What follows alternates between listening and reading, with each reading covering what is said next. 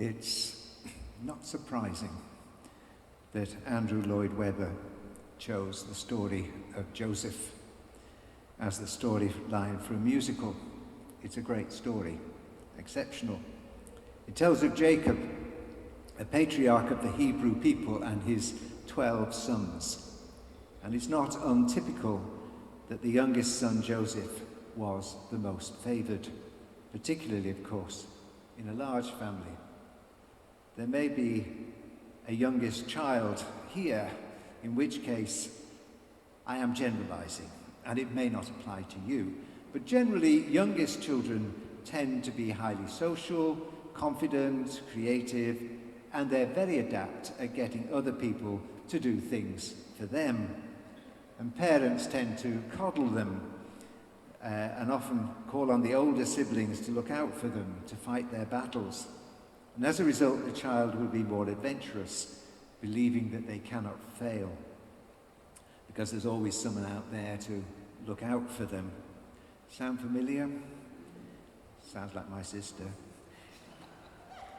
In the case of Jacob's family, the youngest, Joseph, was precocious. And as a result, he created jealousy amongst his older brothers. And famously, he dreamt of his brothers bowing down before him. And the book of Genesis in the Bible records an opportunity the brothers had to kill the youngest child, but they were indecisive. Some wanted to kill him outright.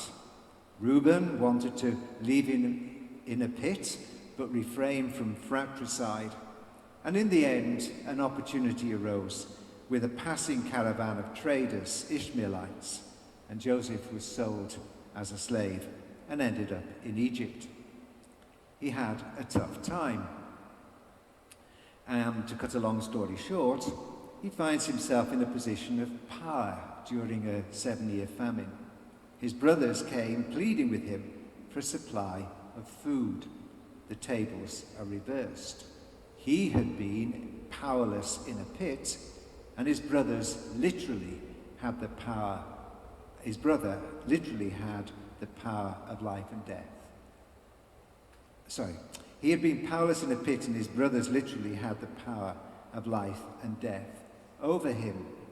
But we pick up the story where Joseph has the power over his brothers. He doesn't make it easy for them and does not reveal his identity. Rather, he spoke through an interpreter. And finally, as we read this morning, he could not hold his emotions any longer. He sends his retinue out of the room, but that was pointless. He wept so loudly that everyone could hear him. A cry of pent-up distress, a cry which revealed years of an unlanced wound. As humans, we must bury our hurts too often.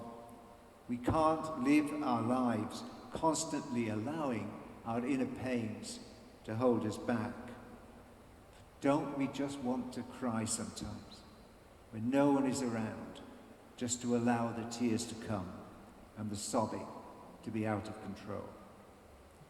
Joseph retells the story of his narrow escape from murder by his own brothers, his being sold into slavery, and the struggle he had to achieve the position of power and responsibility which he then had. This is not a story of revenge, but of forgiveness, and one of the greatest stories of reconciliation between brothers ever told.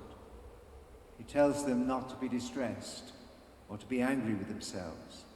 The outcome of those horrific events was that he survived, and not only survived, but found a purpose in his survival: to save the lives of thousands upon thousands of Egyptians, and now to save his own family from starvation.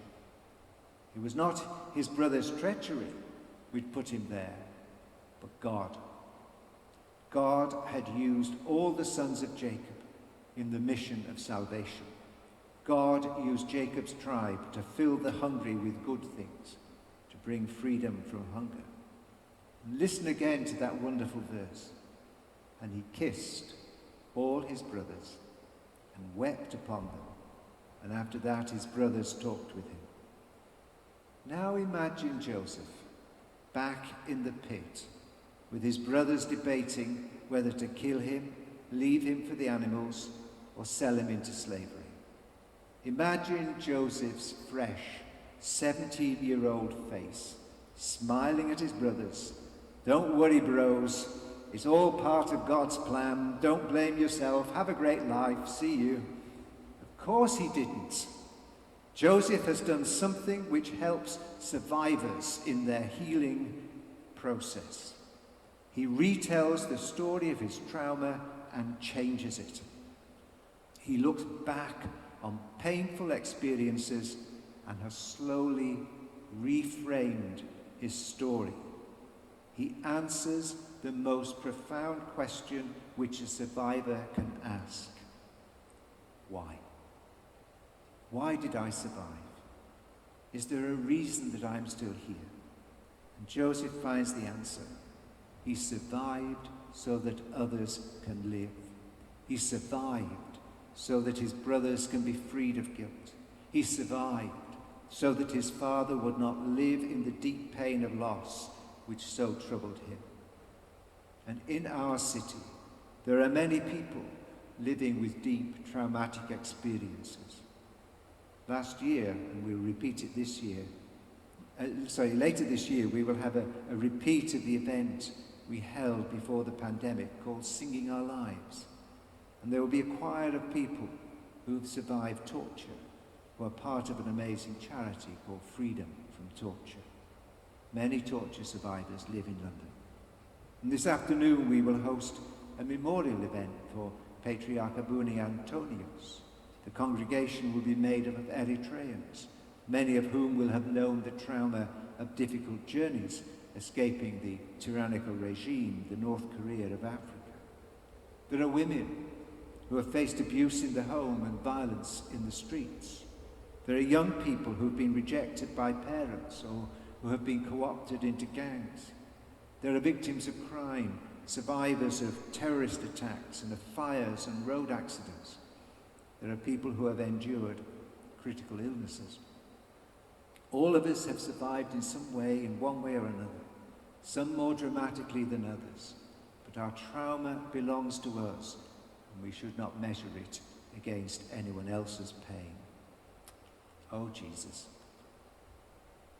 Oh, Jesus. We kind of hear you. Love your enemies. Do good to those who hate you. Bless those who curse you.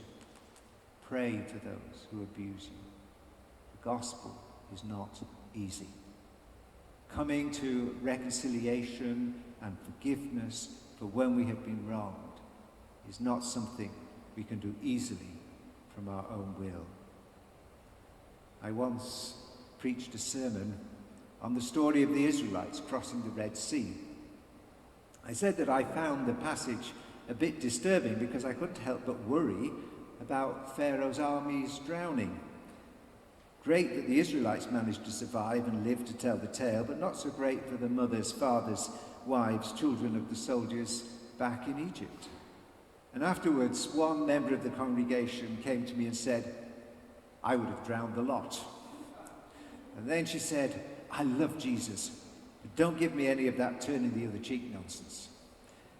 I felt my sermon had fallen on stony ground that morning. In truth, it is not enough to raise our arms in worship of Jesus.